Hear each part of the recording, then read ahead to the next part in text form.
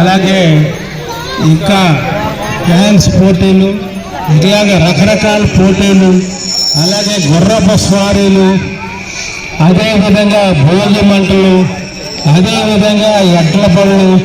ఇవాళ రాజమండ్రిలో రాజమహేంద్ర కాలేజీలో ఉన్న విద్యార్థులందరికీ కూడా చక్కటి వినోదాన్ని ఏర్పాటు చేసినటువంటి వ్యక్తి మన విశ్వేశ్వరరెడ్డి గారు. విశ్వేశ్వరరెడ్డి గారు ఏ కార్యక్రమం తలపెట్టినా చాలా చక్కగా ఉంటుంది. అది ఖచ్చితంగా మిగతా వాళ్ళకి ఆదర్శంగా ఉంటుంది. మన సాంస్కృతిక సంప్రదాయాలకి ప్రతీక అయినటువంటి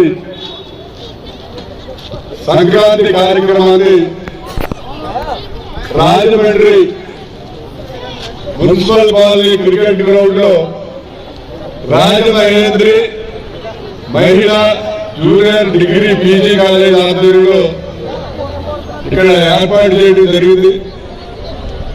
నాకు తెలిసి అన్ని విభాగాల్లో అంటే హరిదాస్ కానివ్వండి, గంగిరెద్దులు కానివ్వండి, ఎడ్లపల్లి కానివ్వండి, గుర్రపద్దెలు కానివ్వండి, పొట్టేలు కానివ్వండి, ముద్దులు కానివ్వండి, డాన్స్ కానివ్వండి, ఆర్కెస్ట్రా కానీ ఇన్ని ప్రోగ్రాములు పెట్టి మన ఆంధ్రప్రదేశ్ లో అన్ని కంప్లీట్ గా కవర్ అయ్యేలా మన సాంస్కృతిక సంప్రదాయాలన్నీ కూడా ప్రతిబింబించేలాగా మేమే పెట్టామని నేను అనుకుంటున్నాను. ఎవరైనా పెట్టారో నాకు తెలియదు.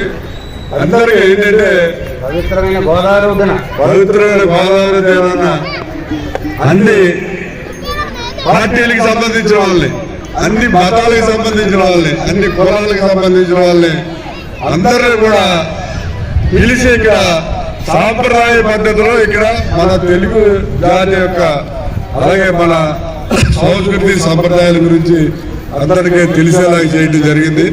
ముఖ్యంగా ఏంటంటే ఈ పెట్టడంలో ఉద్దేశం మనకు సెంటిమెంట్ ఉందండి.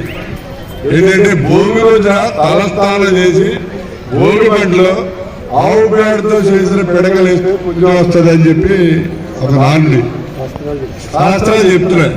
కాబట్టి దాని ప్రకారం చేయాలని చెప్పి భోగి రోజునే చేస్తున్నాం. అది కూడా పొద్దుటే మరి ఇక్కడ భోగి బండ్లు వేసి ఆవు పేడతో చేసిన పిడకలు అందరి చేత వేయించి సాంస్కృతిక సంప్రదాయాల ప్రకారం చేస్తున్నాం.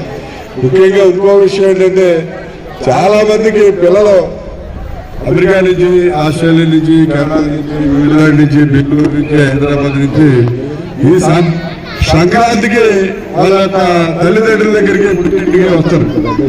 మన రాజమండ్రి నగరంలో వచ్చినటువంటి మరి విదేశాల నుంచి కానీ మన దేశంలో వేరే చోట్ల నుంచి వచ్చిన వాళ్ళకి కానీ అసలు మన సంస్కృతి ఏంటి, మన సంప్రదాయం ఏంటి, ఏముంటాయి అనేది తెలియదు. ఇంటికి వస్తున్నారు, టీవీ పెట్టుకుంటారు, లేదా సెల్ ఫోన్ చూసుకుంటారు తప్ప గంగిరెద్దులు అంటే ఏంటి, లేదా గుర్రపందాలు ఏంటి, లేకపోతే ఎడ్లపల్లి ఏంటి, కోడి పందాలు ఏంటి, ఇవన్నీ కూడా వాళ్ళకి కూడా చూడాలి, తెలియాలని ఎంత ఆంగ్యంగా ఉంటారు. నాకు చిన్న ఎగ్జాంపుల్ అండి, వేరే పార్లమెంటరీకి వెళ్తే వాళ్ళు ఏదో చూపెడతారు నన్ను కారు ఎక్కించుకుని ఒక 50 కిలోమీటర్లు తీసుకెళ్ళిపోయి ఒక తోటలోకి అక్కడ 2 కోళ్ళు పెట్టి పంది వేస్తారు. పెద్ద సింగిరెడ్డిగా